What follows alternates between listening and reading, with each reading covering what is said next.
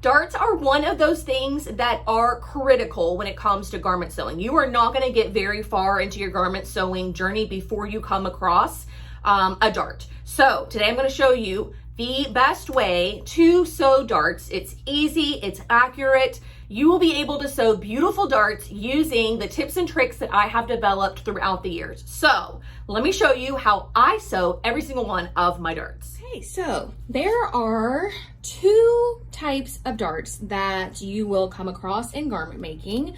One is a dart that ends in a seam. So it can be either a bust dart that ends in the side seam. It can be a French dart that comes in really long through here. If you have a waist seam, you can have waist seam darts that come up and waist seam darts that come down into your skirt. You can even find bust darts in the arm side and in your shoulder. So all around all these different areas, you can have these types of darts that end in a seam. You can also have darts that do not end in a seam. Those are called fisheye darts, and here's what they are going to look like in your line drawing. So you can see that it's just a line, stops in the middle of the fabric and ends in the middle of the fabric. And that's what I'm going to show you how to do first. This is what a fisheye dart looks like on a pattern. Typically, they will have different fisheye darts for different sizes. So this outer fisheye dart here is for sizes 10 and 12. The middle one is 14, 16, and the outermost one is 18, 20, and 22. And that is the one that I am going to be transferring to this, to my garment today. So in order to make fisheye darts, the easiest way, I think, is to use tracing paper and a tracing wheel. So this is what tracing paper looks like, the packaging. It comes in different size sheets, and usually in a pack it will have multiple colors. And the colors are really to help you ensure that the markings that you're transferring show up on your fabric. So I have a fabric with a white background, and I love to use blue tracing paper for that. If you have something with a dark background, you could use yellow. That stands out really well. But they also send you with green.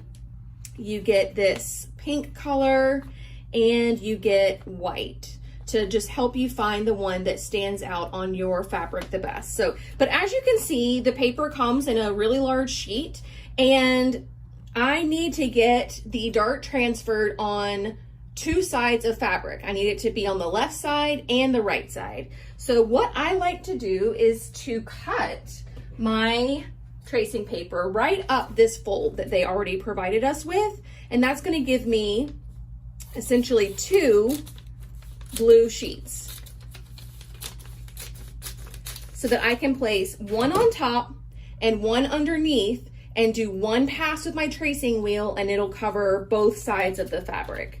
So in order to do that, you want to be very gentle. You're not trying to move your fabric around a lot. You've got it all settled down from when you cut it. Everything is exactly where it's supposed to be. All the notches are cut out already. So you just want to gently lift up your fabric and slide the tracing paper underneath, ensuring that it is covering your entire fisheye dart. And if you need a little bit of assurance, just do a little peek-see and make sure that it's up high enough. Mine needs to come up a little bit, like so. And then lay everything back down, making sure to not have ruffled things too much. Obviously, this is easier with more stable fabric, but you can do it with your rayons and everything else as well. Okay, so the next, you want to take your other sheet of tracing paper, and we're going to place that one face down right underneath the pattern, like so. And you can see it underneath, and so you know any adjustments that you need to make, like so. Okay, and again, and carefully get the pattern back in its original position. Okay, great. So now at this point, I am going to take the tracing wheel and literally trace over the marking lines that are on the pattern. It's really just that simple.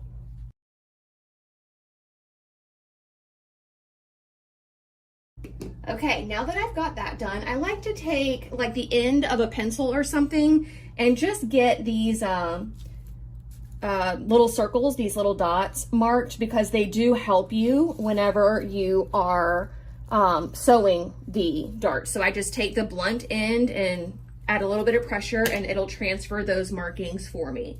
And to see what this looks like, let me peel this back.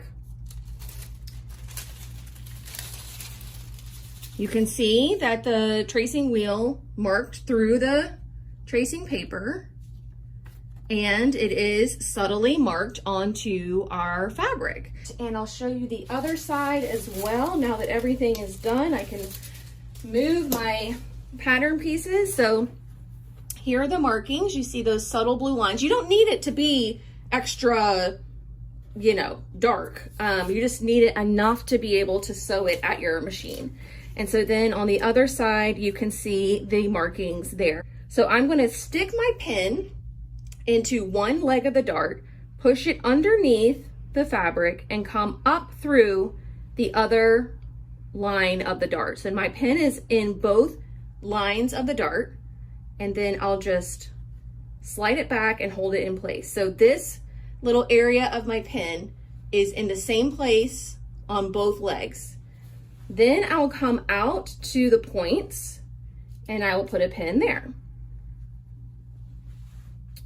Next, find the last point right here and put a pin in that as well. Okay, so now I have the makings of a dart, but you would be surprised how much this fabric can shift in between these pins. So I'll come in, and similar to how I did it in the center, I will take a pin, put it through this, I don't know, about every inch or so, put it through this leg, and then flip the fabric over and just make sure it's coming through right on the line of the other side.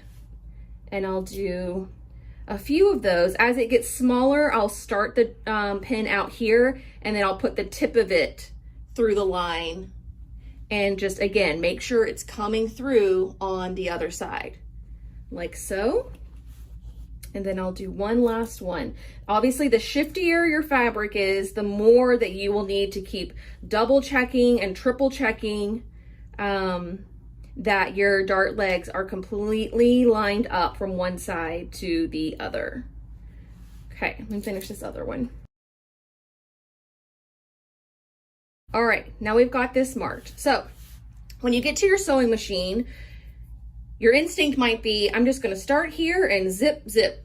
But that would be incorrect, because we do not want to produce any puckers at these two ends. So actually what you're going to do is start in your center, start sewing, back stitch, and then come all the way down here, sew off the edge and pull those strings. Then turn your fabric, start here, back stitch this way, and come down this way. Let me show you what that looks like.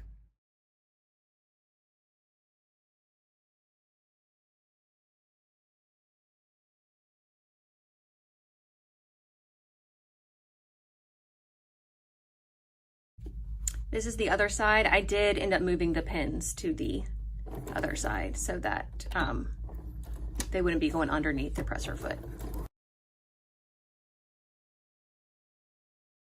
Okay, so now this is what we've got. You can see I started the stitching for both legs in the center and went out to their respective tips. I just need to trim the threads, and then I'm going to show you how to press. The areas that are not back stitched, so these two tails on the end, you need to tie a knot just to keep that from unraveling. This is not going to be covered up. This is going to be visible from the inside. So you just want to make sure it doesn't look too ratty. Okay, so this is, you can see the arm side here and the neckline. So this is my center front and this is my side seam. And we want to press the fisheye dart to the center all the way down, making sure that it gets nice and tapered and flat on, like as we go down to the legs. You know, you want to keep that seam nice and spread open. And there you have it, a fisheye dart. You can't even really see where it is, can you? It's right here. And you can see how the dart is already shaping the garment. You can already tell how it's pulling it in, creating a 3D effect to your fabric. And that's how your body, you know, how it fits to your body. You can also see how beautiful the tips are. Now there's no bubble on either end, and that's because we took great care in tapering it out. And you have the other type of dart that ends in the side seam. This is what that little number looks like on your pattern piece. And a dart that ends, you know, where you have the widest part of it in the side seam is naturally going to create volume. And that's where your bust goes, that's where your hip goes, your bum, that's what it creates space for. So as you can imagine, the same situation is about to happen with the tracing paper and the tracing wheel.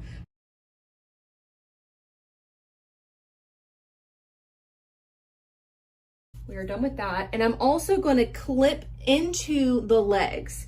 So I'm going to find that size 14 again, clip into the legs, and this is going to help me get the dart started. So I've just clipped through, just like you would on a notch or something like that, where those legs end. Okay, so I'm done with this. Can you guys see our beautiful dart is marked on both sides? Wham bam. All right, and then in order to sew these darts, we are going to turn the fabric. This is cut on the fold. This is the front of our dress. It is cut on the fold. So again, similar fashion that we did before, I am going to pull the tracing lines to each other using a pin. Can you guys see that good? Okay. So again, I am going to start the pin in the dart, one dart leg, pull it through to the other dart leg, and then mash them together. And because I snipped into the fabric, you can see one snip is there, but the other one's all the way over here. So I know I need to wiggle this down so that the snips line up with each other, and then my pin needs to still line up too. So you kind of have to do a little bit of finagling with your fingers. It's more of a feeling than anything. It's kind of hard to explain, but you just need to get your snips lined up, and then also get that first little pin lined up on both sides as well. Then I go out to the tip, just like I did with the fisheye dart, kind of flatten that out, put a pin there. Okay, and then I try and go somewhere in the middle, right through both tracing lines, stitching lines, whatever you want to call it. Split the difference again. Again, this fabric is pretty stable, so it's being very friendly, but trust me, once you start doing this with challis or any silky type fabric, it will not match up like you want it to. So if you are doing those fabrics, another thing you can do is once you get it pinned a bunch, you can take it over to your iron and press along the edge here and just seal that really well. It makes it really easy for you to sew. So I'm going to do the same thing that I showed you over at the sewing machine earlier. I'm going to start here and backstitch, and I'm going to taper all the way down here to nothing, and then pull my thread tails and tie them off into a knot. Okay, and this is what our dart ends up looking like. Okay, I have trimmed the threads, tied them off into a knot and trimmed them, and now I can trim this as well. These are sharp. Okay, and then again, we're going to go to our ironing board, and we are going to press the dart down. So away from your shoulder seam, you're going to press this down and create a nice little crease there. And if you want to take an extra little precaution, you can also baste this just to make sure it stays nice and flat in your side seam when you go to sew those two things together. All right, there she is. This is our bust dart. Here's the side with no bust dart sewn. You can tell that it's already manipulating the fabric and making it more of a 3D situation, which is the whole point of darts. So again, here are our, and I'll turn this so that you guys can see, but here are two versions of darts. We've got our fisheye dart and our dart that ends in the side seam. There you have it. Give this method a try a few times and it'll just be like riding a bike to you. It'll be second nature, trust me. And you'll have beautiful darts every single time.